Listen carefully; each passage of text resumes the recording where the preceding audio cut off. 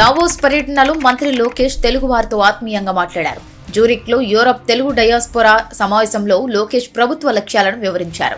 ప్రభుత్వ నిర్ణయాల్లో తప్పులుంటే చెప్పాలన్నారు. ప్రపంచంలో ఏ దేశానికి వెళ్లినా తెలుగు జాతి గర్వపడేలా పనిచేద్దాం. మీరంతా మా బ్రాండ్ అంబాసిడర్లు. ఏపీలో పెట్టుబడులు పెట్టండి. మీరు పనిచేసే కంపెనీలకు విస్తరించే ఆలోచన ఉంటే వారికి ఏపీ గురించి చెప్పండి అని ప్రవాసాంధ్రులకు లోకేష్ పిలుపునిచ్చారు. ఏ ఆశయాలతో ప్రజలు మమ్మల్ని గెలిపించారో వాటిని నిలబెట్టుకోవాల్సిన బాధ్యత మాపై ఉంది. ఇది మన ప్రభుత్వం. 10 నిర్ణయాల్లో 3 తప్పులుంటాయి. వాటిని తెలియచేయాల్సిన బాధ్యత మీపై, సరిదిద్దుకోవాల్సిన బాధ్యత మాపై ఉంది. ఈ ప్రభుత్వం కనీసం 15 ఏళ్లు ఉండాలన్నారు మంత్రి లోకేష్.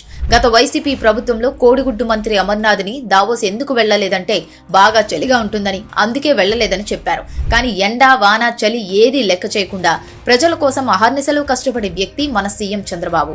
ఆయన నాయకత్వంలో మా యంగ్ టీం పనిచేస్తోంది. 4.5 దశాబ్దాల రాజకీయ అనుభవంతో ఎన్నో ఎత్తుపల్లాలు చూసిన ఆయన మెంటరింగ్ మా అదృష్టం. మేమందరం మిసైల్ లాంటి వారం. చంద్రబాబు మాకు జీపీఎస్ అన్నారు లోకేష్. పని విషయంలో కేబినెట్ లో సహచరుల మధ్య పోటీ వాతావరణం ఉందన్నారు.